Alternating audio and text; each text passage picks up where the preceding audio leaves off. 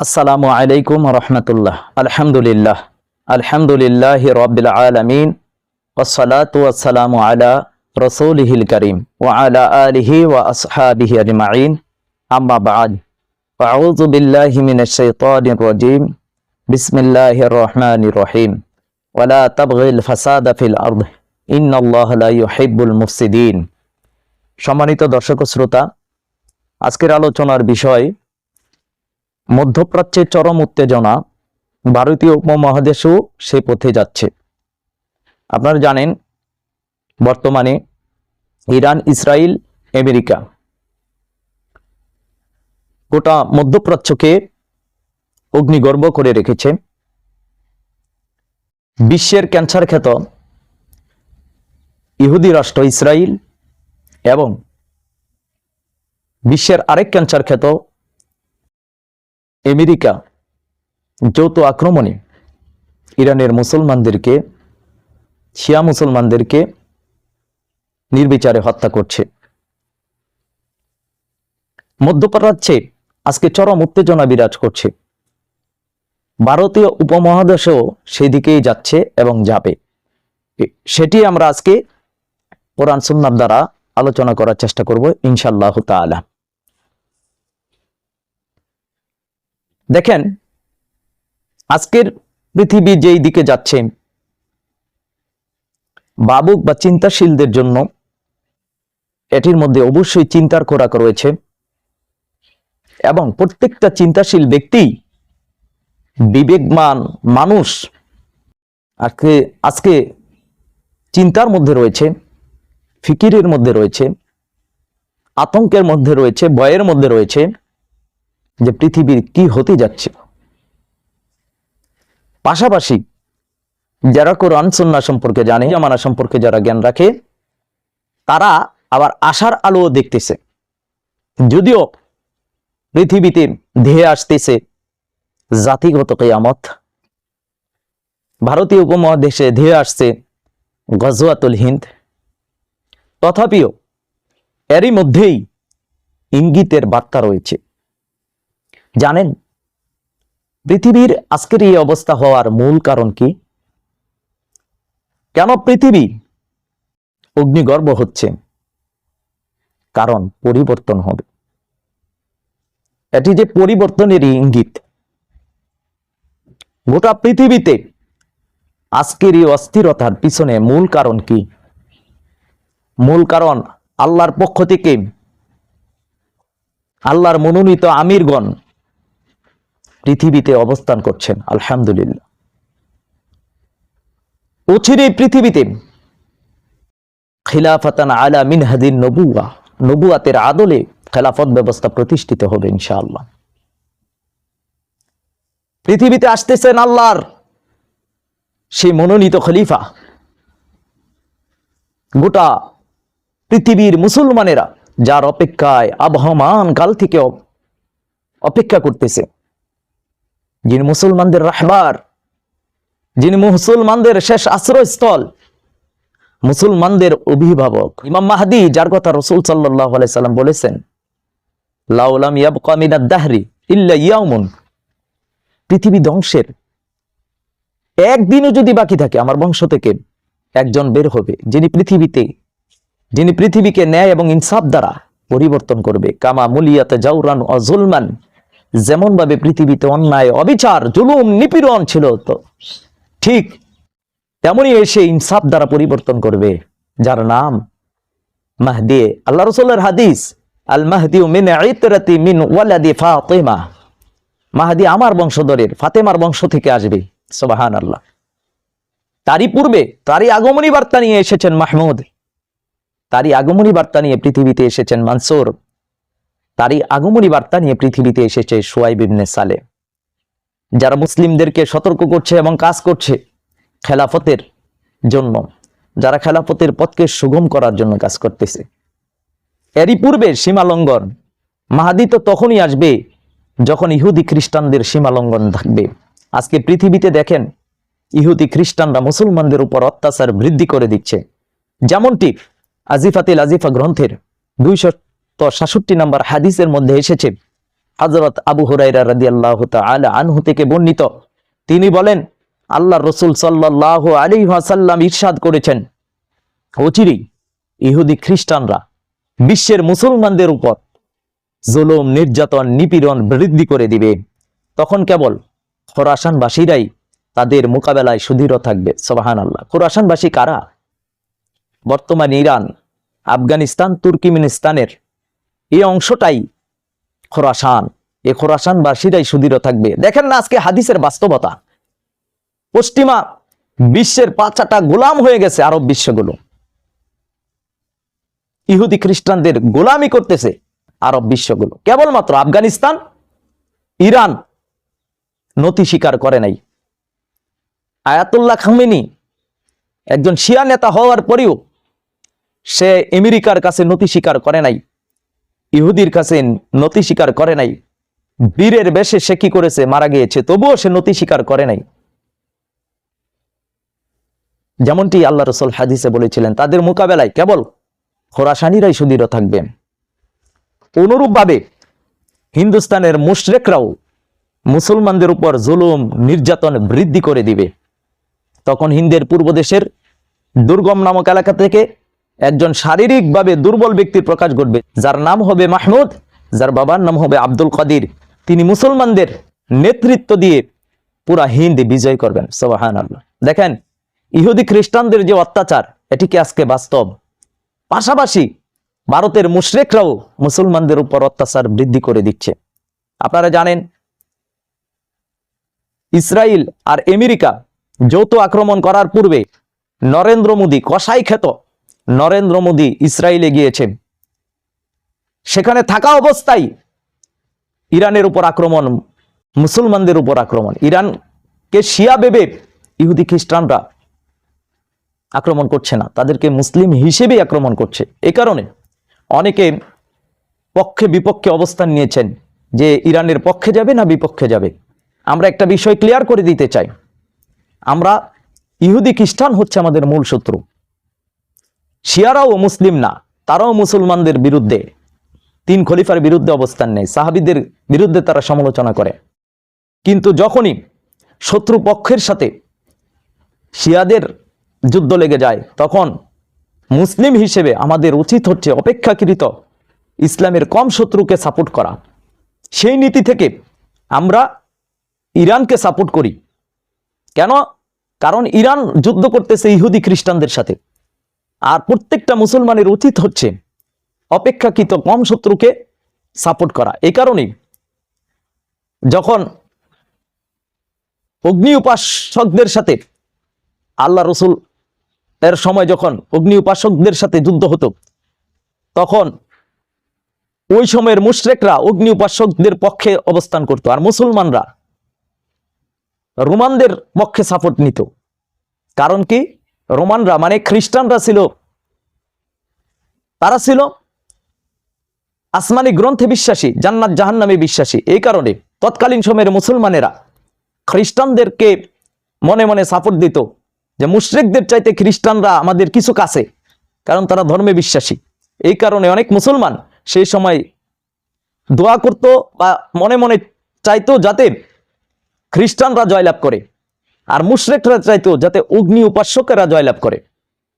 আজকে যদি আপনি সেম ক্যাটাগরিতে আসেন, ইহুদি খ্রিস্টানরা চাবে, মুশরিকরা চাবে যাতে ইহুদি খ্রিস্টানরাই জয়লাভ করে, আর মুসলিম হিসেবে আমরা চাই ইরান জয়লাভ করুক, আর ইরানের মাধ্যমে ইহুদি খ্রিস্টানরা নাস্তানুবাদ হোক। এটা আমাদের চাওয়া, এটা অন্তরের একটা প্রশান্তি। যখন দেখি ইহুদি খ্রিস্টানরা মার খাচ্ছে, তখন মুসলমানদের অন্তরে একটু প্রশান্তি আসে। তা এই হিসেবে আমাদের তাদেরকে আদর্শের জায়গা থেকে ইরানকে সাপোর্ট করা নয়, শিয়াদের সাপোর্ট করা নয়, আকীদার জায়গাটি থেকে, আদর্শের জায়গা থেকে নয়, বরঞ্চ অপেক্ষাকৃত কম শত্রু হিসেবে, এই থিওরি হিসেবে আমরা তাদেরকে সাপোর্ট করি। এটাই হচ্ছে একটা মুসলমানের করণীয়, মধ্যম পন্থা অবলম্বন করা। তবে এটিও মনে রাখতে হবে, অবশ্যই এই ইরানের দ্বারাই বিজয় আসবে না, আর তারাই কালো পতাকাধারী না। এ বিষয়ে আমি আলাদা একটা পৃথক আলোচনা করবো ইনশাল্লাহ।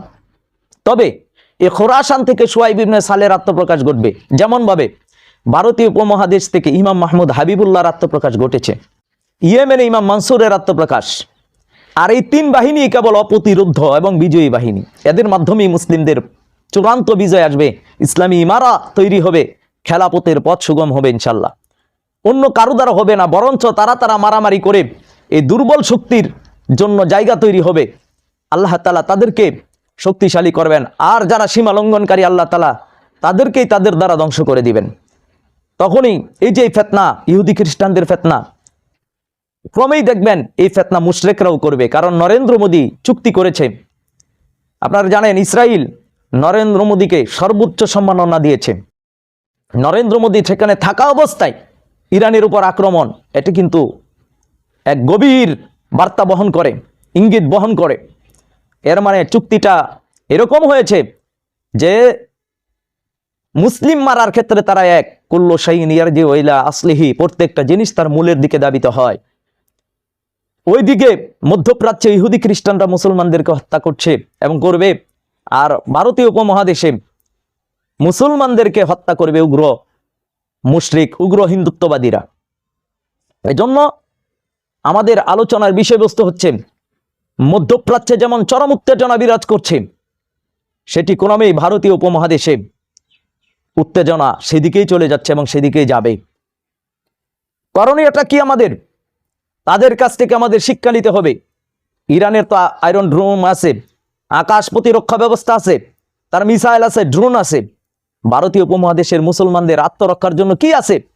একটা জিনিস লক্ষ্য করলে বুঝবেন যে ভারত বাংলাদেশে বা মুসলমানদের উপর অ্যাটাক করার পূর্বেই তারা কোন কাজটা করেছে, তারা রাজনীতি বা পলিসি বুঝে, মুসলমানরা সেটা বুঝে না। আমাদের একটা বিশ্বাস ছিল যে যখন বাংলাদেশ অ্যাটাক হবে, যদি ভারত এখানে কোনো সামরিক অভিযান পরিচালনা করতেও চায়, তাহলে আমরা ধারণা করতাম যে হয়তো আফগানিস্তান, পাকিস্তান আমাদের পাশে থাকবে, আর থাকতেও তারা। মুসলিম হিসেবে তাদের কাছ থেকে একটা আশা ছিল। কিন্তু দেখেন আফগানিস্তান আর পাকিস্তানের মধ্যেই কি আপনার যুদ্ধ লাগিয়ে দিয়েছে, রাস্তা ক্লিয়ার করে দিয়েছে। এখন বাংলাদেশের উপর যদি একটা সামরিক অভিযান পরিচালনা করা হয়, আফগানিস্তান আর পাকিস্তানের পক্ষ থেকে সহযোগিতা আসার সম্ভাবনা খুবই কম। এজন্য আমাদেরকে বুঝতে হবে যে এই যুদ্ধ শুধু ভারতীয় উপমহাদেশের মধ্যেই সীমাবদ্ধ নয়, এটি গোটা পৃথিবীতে ছড়িয়ে যাবে। আবার অপর দিক দিয়ে এটি শুধু মধ্যপ্রাচ্যের মধ্যেই সীমাবদ্ধ নয়, এটি গোটা পৃথিবীতে ছড়িয়ে যাবে। কারণ মালহামাতুল কুবরার দিকেই দিয়ে যাচ্ছে, তৃতীয় বিশ্বযুদ্ধের দিকেই এই যুদ্ধ নিয়ে যাবে। এবং এটি আসলে প্রকৃতপক্ষে কি যুদ্ধ, সেটি নিয়ে আমি আলাদা একটা পর্ব করব ইনশাআল্লাহ তাআলা। আপনারা আমাদের পর্বগুলো দেখেন এবং ভারতীয় উপমহাদেশের বাংলা ভাষাভাষী মুসলমানদেরকে আমি উদাত্ত আহ্বান রাখব। মধ্যপ্রাচ্যে যেমন চরম উত্তেজনা বিরাজ করছে, ক্রমেই অচিরেই এটি ভারতীয় উপমহাদেশের মধ্যে এই ফিতনা তৈরি হবে। তবে তাদের চেয়েও ভয়ানক অবস্থা হবে এদেশের মুসলমানদের, কারণ তাদের আত্মরক্ষার জন্য কিছুই নেই। আমাদের নাই কোনো মিসাইল, নাই কোনো ড্রোন। এজন্য আল্লাহ তাআলা এখানে ইমাম মাহমুদকে পাঠিয়েছেন। ভারতীয় উপমহাদেশের মুসলমানদেরকে রক্ষা করার জন্য আল্লাহ তাআলা ইমাম মাহমুদ হাবিবুল্লাহকে পাঠিয়েছেন। ওনার নেতৃত্বেই মুসলিমদের বিজয় আসবে। এজন্য মুসলিমদের উচিত হচ্ছে এখনই ঐক্যবদ্ধ হওয়া আল্লাহ প্রদত্ত আমির ইমাম মাহমুদ হাবিবুল্লাহর নেতৃত্বে। এখনই উচিত আল্লাহ প্রদত্ত ব্যক্তির কাছে আসা, বুঝতে চেষ্টা করুন, বোঝার চেষ্টা করুন, একবার নিজের বিবেককে প্রশ্ন করুন, বাস্তবতার সাথে মিলিয়ে দেখেন ইমাম মাহমুদ যা বলেছে আজকে তাহাই সত্য, তাহাই বাস্তব হচ্ছে। এখনও আপনাকে শয়তান ধোঁকা দিচ্ছে, এখনও ইহুদি খ্রিস্টানরা আপনাকে ধোঁকা দিচ্ছে, মুশরিকরা আপনাকে ধোঁকা দিচ্ছে আল্লাহ প্রদত্ত ব্যক্তির কাছে যাতে আপনি আসতে না পারেন। অনেকে বলে ইমাম মাহমুদ ভারতীয় রয়ের এজেন্ট, নাউযুবিল্লাহ আস্তাগফিরুল্লাহ, যেখানে চারবার গ্রেফতার হয়েছে তাকেই কিনা রয়ের এজেন্ট বলে অপবাদ দেওয়া হচ্ছে। আফসোস এই জাতির জন্য, আফসোস তাদের জন্য, তাদের বিবেক আজকে পৌঁছে গেছে যে কিনা ভারতীয় আগ্রাসনের বিরুদ্ধে, উগ্র হিন্দুত্ববাদীদের বিরুদ্ধে মুসলমানদেরকে সতর্ক করছেন, তাকেই কিনা এই অপবাদ দেওয়া হচ্ছে। আর সেই অপবাদেই কিনা বিশ্বাস করা লাগে, সেটাও কিনা শোনা লাগে। আফসোস আপনাদের জন্য, পরিতাপ আপনাদের জন্য। আপনাদের বিবেক পৌঁছে গেছে, আপনাদের ন্যূনতম জ্ঞান নেই, আপনাদের জ্ঞান লোপ হয়ে গেছে, আপনাদের হিংসা শয়তানের ধোঁকায় পড়ে আপনারা আপনাদের নিজেদের জীবনকে ধ্বংস করে দিচ্ছেন। এজন্য বাস্তব অবস্থা দেখার পরে যারা এখনো তওবা করেন না, যারা এখনো ফিরে আসতেছেন না, এখনো ইমাম মাহমুদ হাবিবুল্লাহর গুরুত্বকে উপলব্ধি করতে পারছেন না, তারা চরমভাবে মূল্য দেওয়া লাগবে, চরমভাবে তাদেরকে অপমানিত এবং লাঞ্ছিত হওয়া লাগবে। গাটে গাটে আপনারা লাঞ্ছিত হবেন। আপনার বিবেক একবার আপনি তাকিয়ে দেখেন, ইমাম মাহমুদ হাবিবুল্লাহ যে সিরাতকে সামনে নিয়ে কাজ করতেছেন, ওই রকম এই সিরাত ভিত্তিক কেউ কাজ করে না। ইমাম মাহমুদ হাবিবুল্লাহ দিন কায়েমের জন্য যে প্রকাশ্যভাবে কাজ করতেছেন, এরকম কেউ করতে পারে না, কারণ সেই আত্মা তাদের নেই, সেই সাহস তাদের নেই, সেই খুঁটির জোর তাদের নেই, যার কারণে তারা করতে পারে না। তো ইমাম মাহমুদ কিভাবে করে? আরে ইমাম মাহমুদের পিছনে তো রয়েছে আল্লাহ তাআলার সাহায্য। ইমাম মাহমুদকে তো আল্লাহ তাআলা মনোনীত করেছেন, সুতরাং তিনি কাকে ভয় পাবে? কাকে ভয় পাবে? যাকে আল্লাহ তাআলা দ্বীনের জন্য কবুল করেছেন, সে তো দুনিয়ার কোনো ব্যক্তিকে ভয় পেতে পারে না, সে তো কোনো শক্তিকে ভয় পেতে পারে না। তাকে তো আল্লাহর দেওয়া দায়িত্ব পালন করা লাগবেই। এই দায়িত্ব পালন করতে গিয়ে যদি ইমাম মাহমুদ বা আমরা মারাও যাই, তবুও তো আমরা শাহাদতের তামান্নার আকাঙ্ক্ষা রাখি। কিন্তু যারা আজকে বিরোধিতা করছেন, একটা সময় কোন মুখে আসবেন, কোন মুখ নিয়ে এসে ইমাম মাহমুদের সামনে দাঁড়াবেন, সেদিন পারবেন কি ইমাম মাহমুদের সামনে আসতে? আজকে যারা হুজ্জত কায়েম করতেছেন, বিরোধিতা প্রকাশ্যভাবে করতেছেন, একটা সময় পারবেন ইমাম মাহমুদ হাবিবুল্লাহর সামনে এসে দাঁড়াতে? মুখ দেখাতে পারবেন তো? সত্যকে কি কেউ কোনোদিন আটকে রাখতে পেরেছে? সত্য তো সত্যের গতিতেই প্রকাশ হবে, আল্লাহ তো প্রকাশ করে দিবেন। লিয়হিক্কাল হাক্কা ওয়ায়ুবতিলাল বাতিলা, আল্লাহ তাআলা হককে হক আর বাতিলকে বাতিল হিসেবে পরিচয় করাই দিবেন। দেখেন না, বাংলার জনগণ মনে করেছিল যে নির্বাচনে ইসলাম শক্তি আসবে, আসতে পেরেছে কি? আসতে পারবে না। কারণ কি? মনোনীত বান্দা উপস্থিত, সবার মুখোশ আল্লাহ তাআলা উন্মোচন করে দিবেন। কে সত্যিকার রাহবার, কে মুসলমানদের প্রকৃত অভিভাবক, এটি আল্লাহ তাআলা প্রমাণ করে দিবে না? এজন্য বলবো, মধ্যপ্রাচ্যের যে চরম উত্তেজনা, ভারতীয় উপমহাদেশের ঠিক একই চরম উত্তেজনা সামনে আসতেছে। আমাদের উচিত আল্লাহ যে অনুগ্রহ, যে দয়া আমাদেরকে করেছেন, আল্লাহর পক্ষ থেকে মনোনীত আমিরকে পাঠিয়ে আমাদেরকে গৌরবান্বিত করেছেন, আমাদেরকে মর্যাদাশীল করেছেন, সুতরাং এই অনুগ্রহ, এটার শুকরিয়া আদায় করা দরকার। ইমাম মাহমুদ হাবিবুল্লাহকে আনুগত্য করা দরকার। কারণ আল্লাহ রসুলের হাদিস, বুখারীর হাদিস 7137 নাম্বার, মান আতাআনি ফাকাদ আতা আল্লাহ, যে আমার আনুগত্য করলো সে আল্লাহর আনুগত্য করলো। মান আসানি ফাকাদ আসাল্লাহ, যে আমার নাফরমানি করলো সে আল্লাহর নাফরমানি করলো। ওমান আতা আমিরি ফাকাদ আতাআনি, যে আমার আমিরের আনুগত্য করলো সে আমারই আনুগত্য করলো। ওমান আসা আমিরি ফাকাদ আসানি, যে আমার আমিরের নাফরমানি করলো সে তো আমারই নাফরমানি করলো। সুবহানাল্লাহ। বুদ্ধিমানের জন্য, জ্ঞানীদের জন্য একটা হাদিসই যথেষ্ট। আসুন আল্লাহ রসুল কর্তৃক মনোনীত আমির, আল্লাহ প্রদত্ত আমির ইমাম মাহমুদ হাবিবুল্লাহর আনুগত্য করি। এই ফিতনা থেকে বাঁচার জন্য ওনার দিশা দর্শনকে গ্রহণ করি, ওনার কর্মপদ্ধতিকে গ্রহণ করি, ওনার সাথে এসে আলোচনা করে কোনো প্রশ্ন জিজ্ঞাসা থাকলে সমাধান করে দিন কায়েমের পথে আমরা কাজ করা শুরু করে দেই। আল্লাহ তাবারক ওয়া তাআলা আমাদেরকে সেই তৌফিক দান করুন। আমিন ইয়া রাব্বাল আলামিন।